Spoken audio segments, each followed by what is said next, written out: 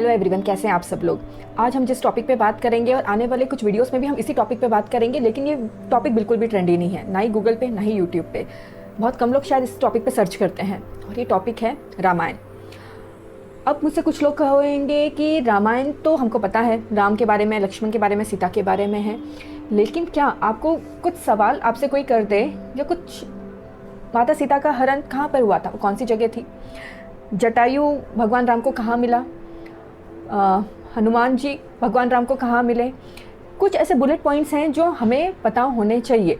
तो आज से हम कुछ वीडियोस पे इसी टॉपिक पे बात करेंगे, ताकि जो भी ये वीडियो देखे उसे कुछ बुलेट पॉइंट्स तो हमेशा याद रहे या पता हो।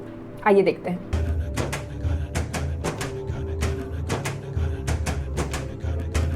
जब भगवान राम की लाइफ में तकलीफ़ें आईं तब वहाँ पे कोई गवर्नमेंट नहीं थी, कोई जीपीएस नहीं था, लेकिन उन्होंने हार नहीं मानी। वे चाहे तो एक सेकंड में सीता को लंका से लेकर आ सकते थे, लेकिन उन्होंने बिल्कुल वैसी लाइफ जी जैसे एक नॉर्मल इंसान की लाइफ में प्रॉब्लम आए तो कैसे जिएगा, बिल्कुल वैसे ही।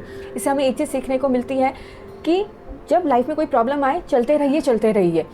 हो सकता है कि हमें भी कोई जटायु मिल जाए, कोई सुग्रीव मिल जाए, हनुमान जी मिल जाए, जो हमारी प्रॉब्लम को सॉल्व करते चलें। भगवान राम ने कभी भी किसी को ऊंच नीच की नज़र से नहीं देखा। भगवान राम ने पंचवटी को चुना। सोचिए, वे उस वक्त अयोध्या यूपी से नासिक के पास पंचवटी जो गोदावरी के पास है, वहाँ पर आकर अपनी कुटिया बनाई, अपने रहने की जगह बनाई और वहाँ पे वे अपना वनवास काट रहे थे। तभी सीता का हरण हो जाता है। तो पहला पॉइंट, जब भी कोई आपसे पूछे कि सीता का हरण हुआ तब वे कहाँ थे, वे पंचवटी नासिक में थे। सीता के हरण के बाद पंचवटी से राम और लक्ष्मण ढूंढते ढूंढते ताकेत, जो अगेन नासिक के पास है, वहाँ पर आए, जहाँ उन्हें जटायु मिला। यहाँ पे बहुत सारे लोग क्वेश्चन करते हैं कि अजीब है हिंदू धर्म, हमेशा आधे मानव और आधे पशु की बात होती है। जटायु भी वैसे ही है, जामवंत भी वैसे ही है और हनुमान जी भी वैसे ही हैं।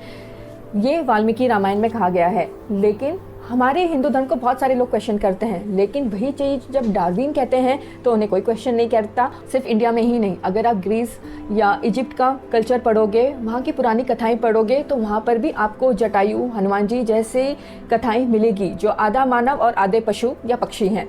भगवान राम को नासिक के पास ताकेत करके एक जगह है, जहाँ पे उन्हें जटायु मिला और जटायु ने उन्हें पहला क्लू दिया। पहला क्लू जो भगवान राम को मिला कि आखिर सीता गई कहाँ या सीता कहाँ है। जटायु ने उन्हें बताया कि रावण उन्हें दक्षिण की ओर ले गया है और आप रावण को कमज़ोर मत समझिए। पहला क्लू किसने दिया था भगवान राम को? जटायु ने दिया था। भगवान राम जटायु के लिए मोक्ष चाहते थे। मोक्ष के लिए उन्होंने धरती पर तीर चलाया और सप्त नदी, जिसे सप्त सिंधु कहा जाता है, वह प्रकट हो गई और इस तरीके से जटायु को मोक्ष प्राप्त हुई। हर एक चीज़ एक दूसरे से कनेक्टेड है। सेकेंड क्लू भगवान राम को किसने दिया? दूसरा क्लू भगवान राम को दिया कबंध नाम के राक्षस ने।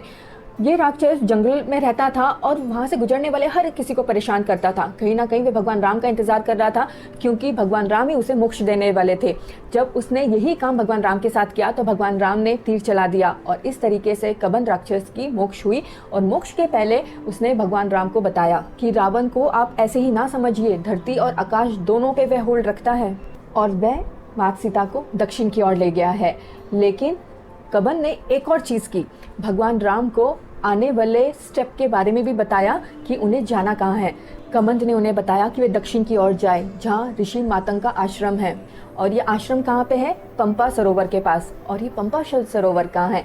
कर्नाटक, हुबली के पास। और वहाँ पर एक लेडी आपका इंतज़ार कर रही है।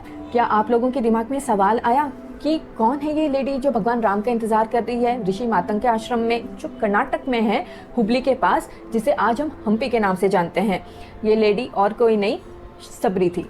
सबरी ऋषि मातंग के आश्रम में बहुत वक्त से रहती थी। और मैं आपको बता दूं कि सबरी बहुत ही नीची कास्ट की थी, जिसे आज की डेट में हम शेड्यूल कास्ट कहते हैं। और वे अपने घर से भागकर ऋषि मातंग के आश्रम में आ गई थी, क्योंकि उस वक्त वहाँ पे कुछ रिचुअल्स थे जो सबरी को पसंद नहीं थे और वे भगवान के सानिध्य में आना चाहती थी। और वे मातंग ऋषि के आश्रम में उसे जगह मिली। सबरी, जब ऋषि मातंग ने अपना शरीर त्यागा, तब सबरी भी चाहती थी कि वह भी अपने गुरु के साथ ही शरीर त्याग दे। लेकिन तब ऋषि मातंग ने कहा कि तुम्हारा जन्म भगवान राम से मिलने के लिए हुआ है, और क्या तुम जानती हो कि तुम आने वाले रास्ता तुम भगवान राम को बताओगी, जो साक्षात भगवान विष्णु का रूप है।